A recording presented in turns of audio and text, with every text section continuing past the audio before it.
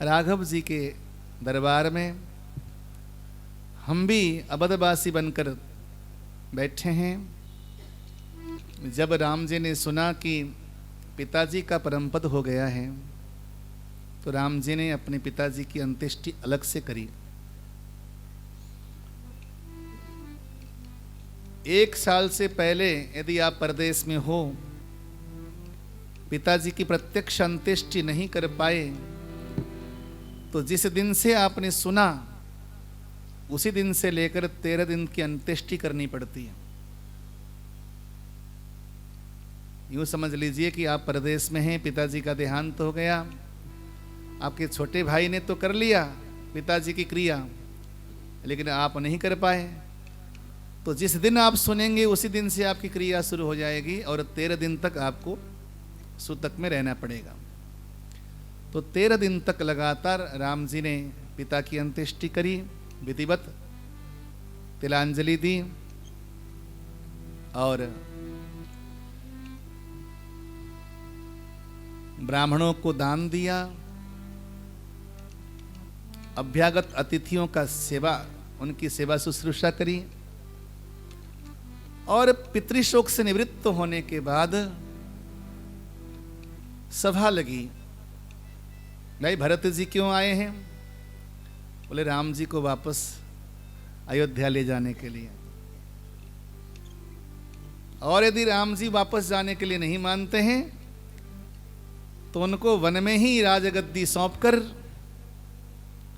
राम जी को राजा बना देंगे। ये श्री भरतलाल जी का त्याग है। राम जी का त्याग हमने कल देखा, आज भरत का त्याग देखिए।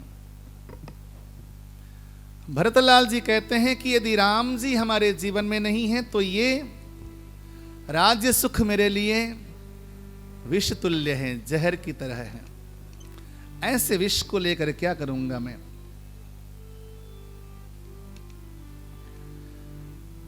सभा बैठी है, 5 बार अलग अलग सभा हुई। पहली सभा में गुरु जी बोले, वशिष्ठ जी बोले,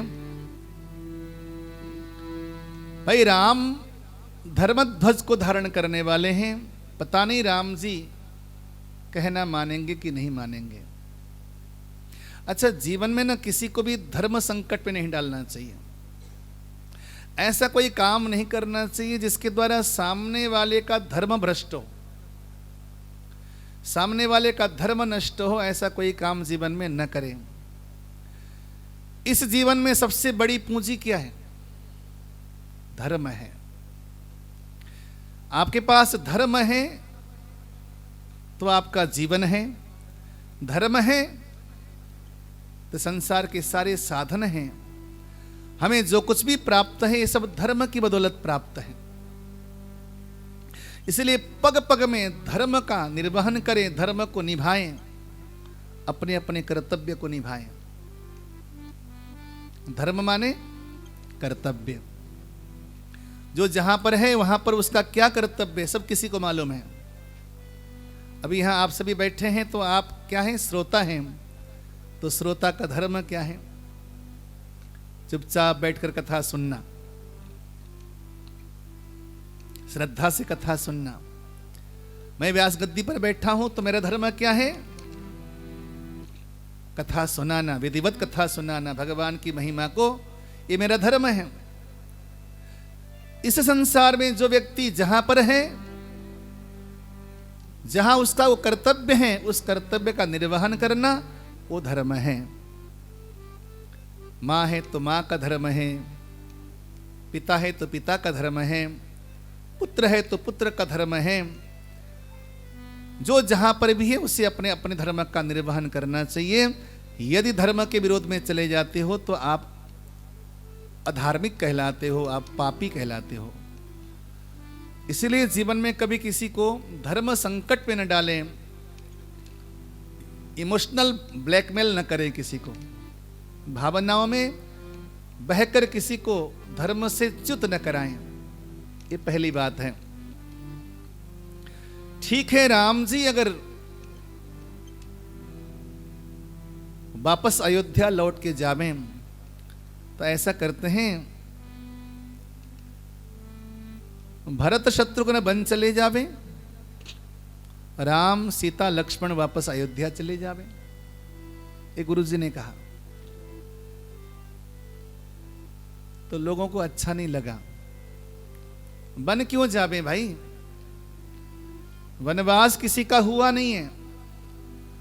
सच बताओ कि किसी को वनवास दिया नहीं गया है। पिताजी ने वनवास दिया नहीं था, ये तो मां ने पिताजी से मांगा था। मां ने पिता से मांगा था, तो मां ने पिताजी से ऐसा मांगा है, ऐसा राम जी ने सुना तो अपना धर्म समझ के वन की ओर चल पड़े। दूसरी बात, कैकेयी माता के पिता ने अयोध्या का सिंहासन मांगा था, और ये खबर भरतलाल जी रामलाल जी को था, रामलाला जी को थी खबर है। तो राघव जी को मालूम था कि अयोध्या के सिंहासन के अधिकारी भरतलाल जी हैं, तो ये वचन भी उन्होंने पालन करना था। तो यहाँ केवल अपना धर्म निभाने के लिए आए हैं, किसी को जबरदस्ती धक्का नहीं दिया गया कि तुमको वन जाना ही पड़ेगा। माँ कैकेयी ने भी इतना ही कहा राम जी से, राम मैंने तुम्हारे पिता से इतना मांगा है। हाँ, चक्रवर्ती दशरथ जी के सामने जरूर ये कहा था कि कल प्रातः काल सूर्य उदय होते ही यदि राम वन की ओर नहीं जाएंगे तो मैं मर जाऊंगी, मेरा मरा मुंह देखोगे, ये जरूर बोला था मां ने। लेकिन राम जी को धक्का मार के भगाया हो ऐसा नहीं है, वहां पर भी उन्होंने अपने कर्तव्य का निर्वहन किया, पालन किया। तो पहली सभा में क्या हुई, भरत और शत्रुघ्न लाल वन चले जावे, श्री सीता राम लक्ष्मण वापस लौट करके अयोध्या चले जावे। सभा समाप्ति हो गई और दूसरी सभा लगी अगले दिन। वहां पे भरतलाल जी बोले, या तो मुझे और शत्रुघ्न लाल को वन भेजो, या फिर लक्ष्मण और शत्रुघ्न दोनों लौट के चले जावे अयोध्या में, मैं राम जी के साथ वन में जाऊंगा। ये भरत ने कहा। दो बातें कही, मुझे और शत्रुघ्न को वन में भेजें, जैसे गुरुदेव ने कहा यदि मुझे वन में जाने के लिए प्रतिबंधित करते हैं तो ऐसा करते हैं, लक्ष्मण को और शत्रुघ्न को वापस भेज देते हैं, मैं राम जी के साथ वन में चला जाऊंगा, माँ सीता की सेवा करूंगा। ये भरतलाल जी का प्रस्ताव था, वो भी खारिज हो गई। तीसरी सभा लगी माताओं की आपस में।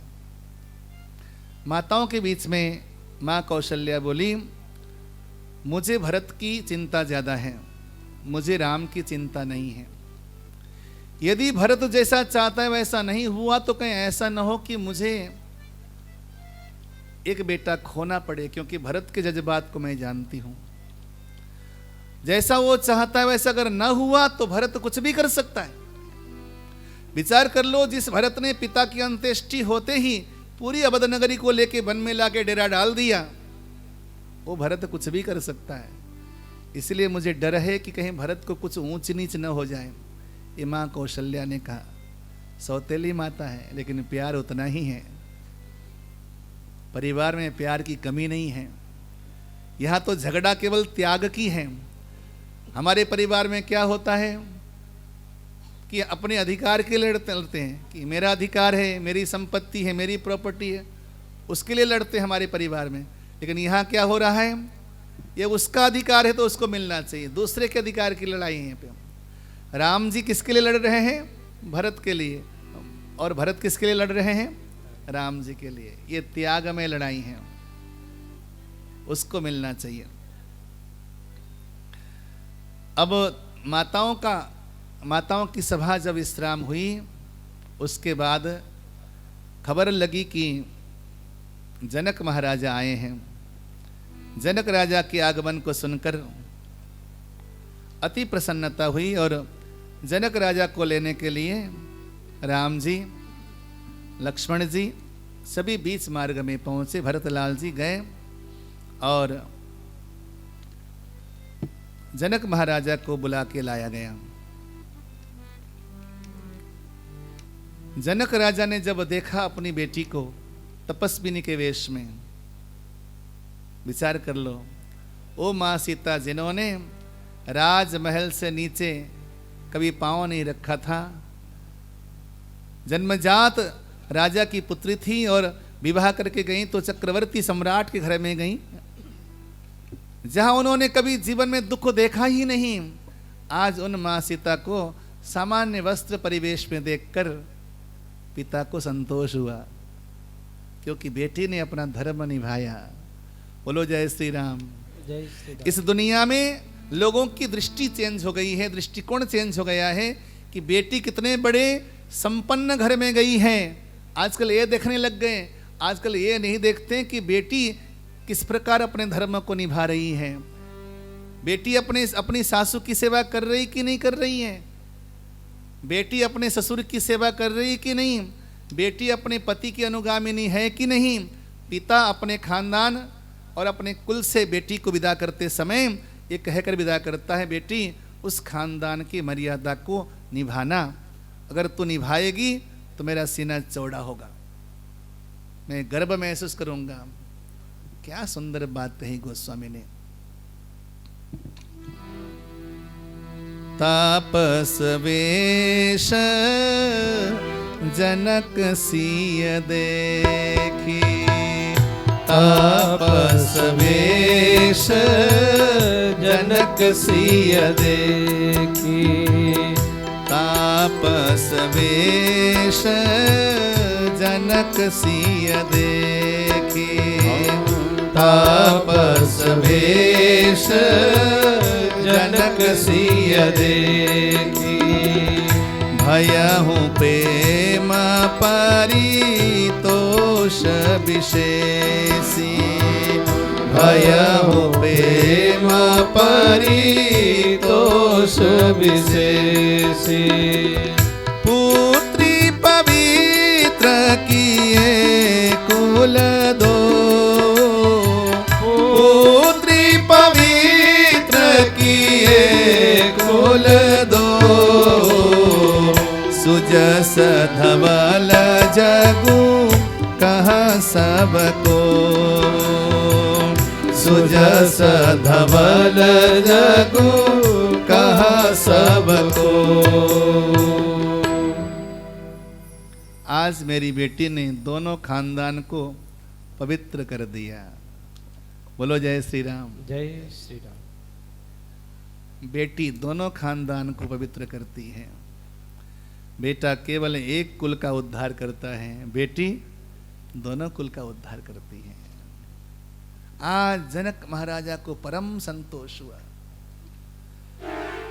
आजकल का अगर बाप होता, बेटी को इस कदर दुख में देखता, सोचो क्या करता। बेटी जंगल में कुछ रखा नहीं है, क्यों मर रही है, चल घर वापस चलते हैं, तेरी दूसरी शादी करवा दूंगा। यही तो कहानी घटती आजकल। अभी मेरे जान पहचान में किसी की शादी हुई, लड़की का पैकेज ज्यादा था, लड़के का कम था। लड़की 30 लाख का पैकेज ले रही थी, लड़का 15 लाख का ले रहा था। शादी तय होने के बाद लड़की के पैकेज में दुगनी बढ़ोतरी हो गई। शादी तय होने के बाद, शादी तय हो चुकी है, कार्ड छप चुके हैं, शादी तो वहां करना जरूरी है। शादी हो गई, 2 महीने नहीं हुए लड़की लौटकर वापस मायके में आ गई। मेरे जान पहचान के लोगों की बात कर रहा हूं, बड़े संस्कारशाली मानते हैं अपने आप को। जब शादी तय हुई थी तो दोनों का पैकेज बराबर था, लगभग 15 के आसपास रहा होगा। बाद में लड़की ने कहा कि ये लड़का मेरे काबिल नहीं, इसके पास पैकेज कम है। लड़की की बड़ी नौकरी लग गई गूगल कंपनी में, वहां तो 30 लाख से शुरुआत होती है, 30-40 लाख से। और अंतिम में लड़की लौट करके ससुराल गई नहीं। बोलो जय श्री राम। अभी तक गई नहीं है क्योंकि लड़के का पैकेज कम है। ये इस प्रकार की सोच बना के घर चलाओगे?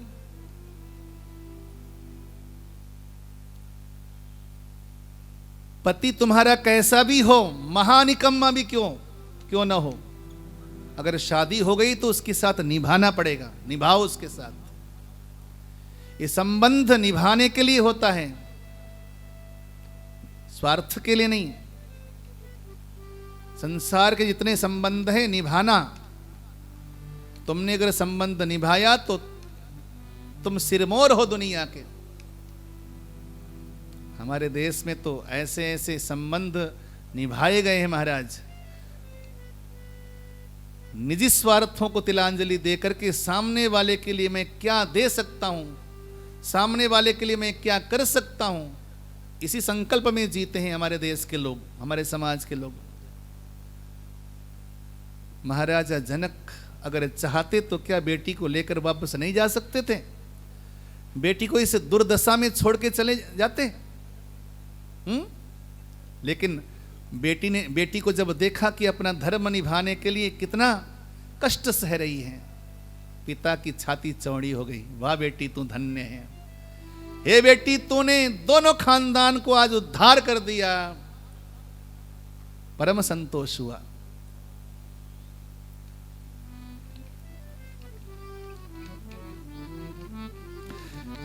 कहते हैं कि हरिद्वार, प्रयागराज और गंगा सागर तो बड़े बड़े तीर्थ हैं,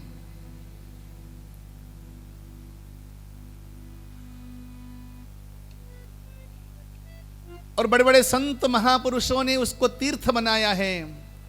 लेकिन बेटी तूने आज अपने कर्मों से, अपने कर्तव्य से, अपने धर्म निर्वहन से आज तूने दोनों खानदान को तीर्थ बना दिया।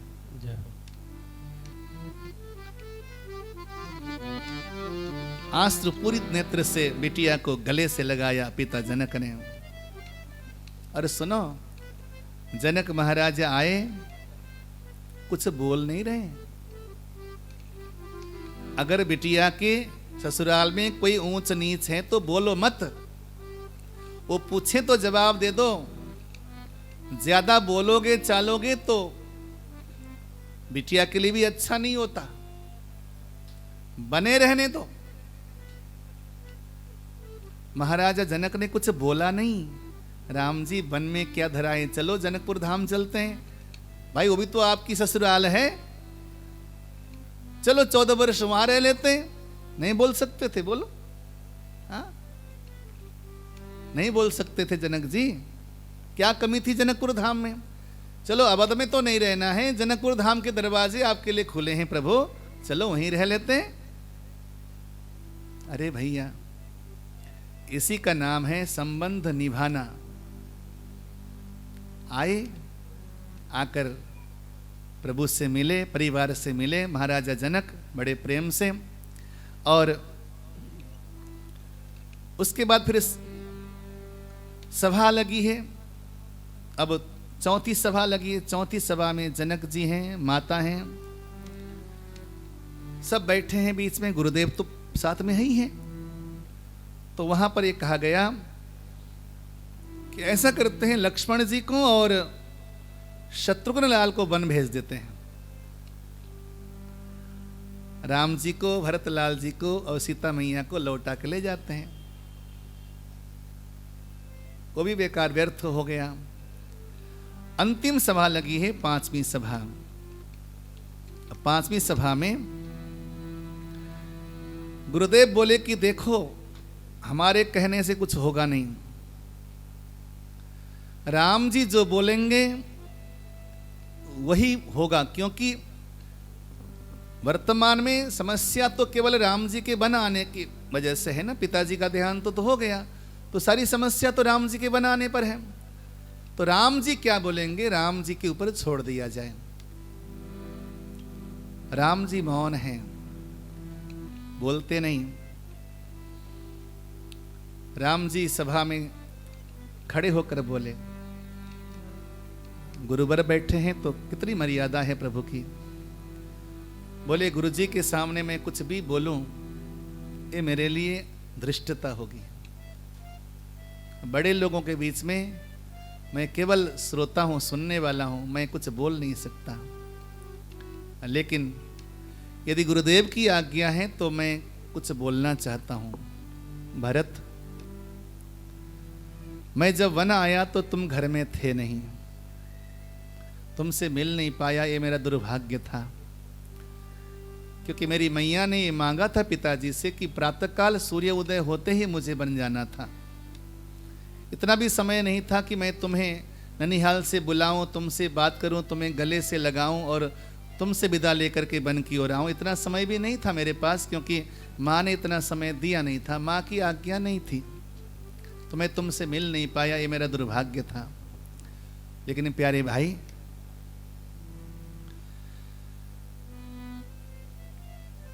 तुम इतने सारे परिवार को, समाज को जोड़कर यहां लेकर आए, मैं तो अपना कर्तव्य निभा रहा था। भरत, कभी भी भावनाओं में बहकर अपने कर्तव्यों से विमुख नहीं होना चाहिए। सोचो, हमारे पूर्वजों ने अपने धर्म को निभाने के लिए अपने शरीर की बोटी बोटी काटकर दान की है। सत्यवादी हरिश्चंद्र ने केवल एक वचन को निभाने के लिए अपना सर्वस्व कुर्बान कर दिया, चांडाल के हाथों स्वयं बिक गए, अपनी पत्नी और अपने पुत्र को तक बेच दिया हमारे पूर्वजों ने। और हमारे पिता ने, तेरा पिता के धर्म संकट को सोचो तो सही भरत, वो क्या, अगर वो थोड़ा सा भी अधर्म के मार्ग में जाते तो क्या हमें बन जाने देते? हम चारों पुत्रों से समान प्रेम करते हैं, हमारे पिताजी करते थे। मुझे बन जाते देखकर पिताजी घुट घुट कर मर गए, केवल अपने धर्म को निभाने के लिए। और आज तुम पूरे समाज को संकलित करके तुम यहां आए हो तो केवल इसलिए कि मुझे वापस लेकर जा सको। भरत, सोचो जरा, क्या मेरे वापस जाने से सब अच्छा हो जाएगा? मैं लौटकर अगर अब अयोध्या जाऊंगा तो सब काम बन जाएंगे? क्या धर्म निभ जाएगा भरत? जिन पिताजी ने अपने धर्म के निमित्त अपने प्राणों की न्योछावर कर दी, अपने प्राणों को, क्या उन पिताजी का धर्म निभ जाएगा? हमेशा तुम भी वही काम करो जो तुम्हें करना चाहिए, और मुझसे वही काम कराओ जो मुझे करना चाहिए। कि सो तुम कराहू करावहू मोहू, सो तुम कराहू करावहू मोहू, तात तरनी कुल पालक हो, तात तरनी कुल पालक हो।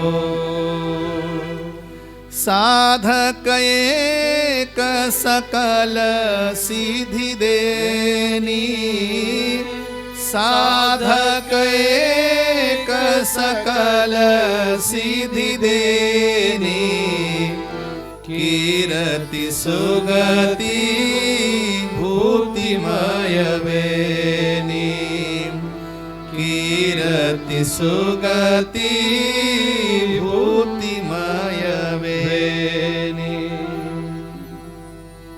हे भरत, जो मुझे करना चाहिए वो मुझे करने दो, और जो तुम्हें करना चाहिए वो तुम करो। पिताजी की आज्ञा है कि तुम अयोध्या के राज सिंहासन को संभालो, और मुझे 14 वर्ष वनवास में रहने दो। 14 वर्ष बीतने में समय नहीं लगेंगे भरत। लेकिन एक बात कहूं, जब हम अपना धर्म निभाएंगे, अपना कर्तव्य निभाएंगे, तो हमारे बच्चे, हमारे उत्तराधिकारी हमसे प्रेरणा लेंगे कि हमारे माता पिता ने कर्तव्य पालन के लिए इतना कठिन तप किया था। प्रेरक हो जाएंगे हम अपने उत्तराधिकारियों के लिए, अपने बच्चों के लिए।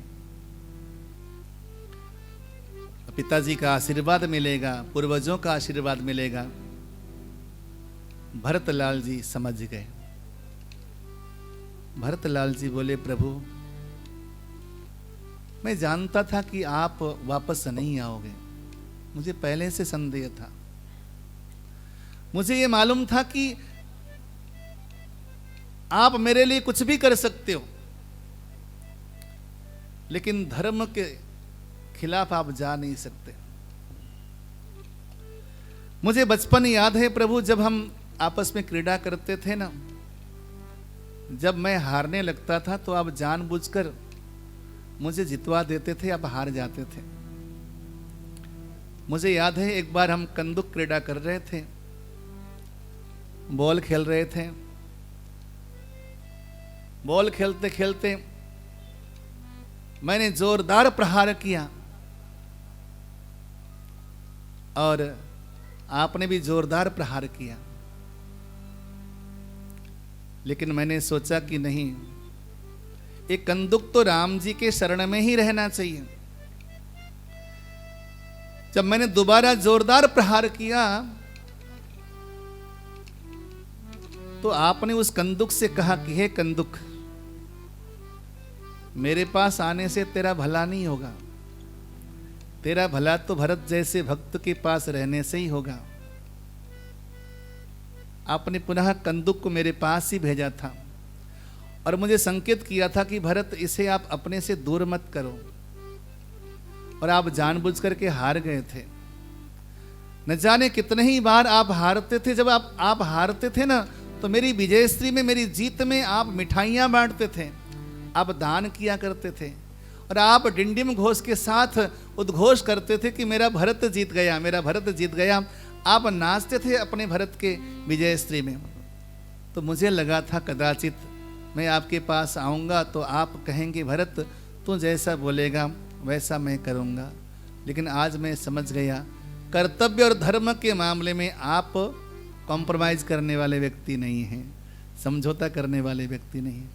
मुझे कदाचित लगा था कि आप समझौता कर लोगे, लेकिन मैं भी आपका ही भाई हूँ, आप वापस लौट कर नहीं जाओगे ना, ठीक है, मत जाओ।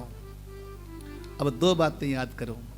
पहली बात तो ये है, यदि आप राजगद्दी पर नहीं बैठोगे तो ये भरत भी राजगद्दी पर बैठने वाला तो नहीं है।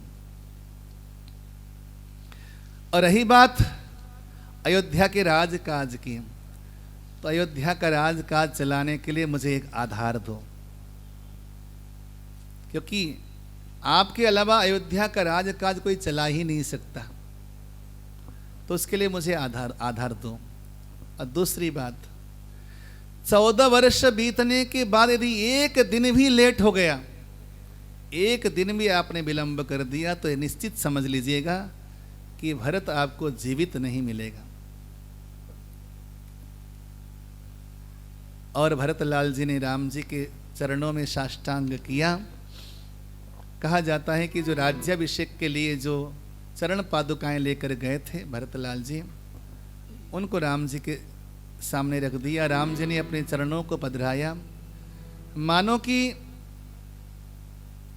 अयोध्या में लौटकर भगवान जा रहे हैं, लेकिन किस रूप में जा रहे हैं?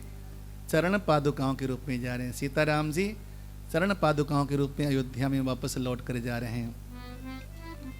और प्रत्यक्ष जो राम जी हैं वो वापस लौट कर अयोध्या चले गए। जो वन में राम जी हैं, केवल राम जी ने दूसरा रूप धारण किया, छाया स्वरूप, और वो वन में है।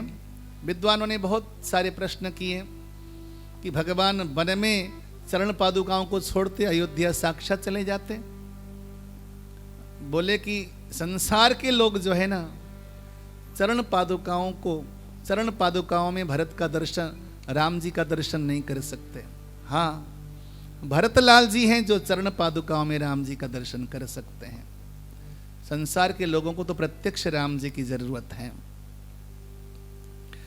जो राज्याभिषेक की सामग्री लेकर आए थे, उसको वहां पर भरतकूप नाम से एक स्थान है, वहां पर ले जाकर समर्पित किया गया। और 5 दिन तक लगातार भरतलाल जी ने कामदगिरी की परिक्रमा की और तीर्थों का दर्शन करके भगवान से विदा लेकर के समस्त पुरवासियों के साथ वापस अवध की ओर प्रस्थान करते हैं।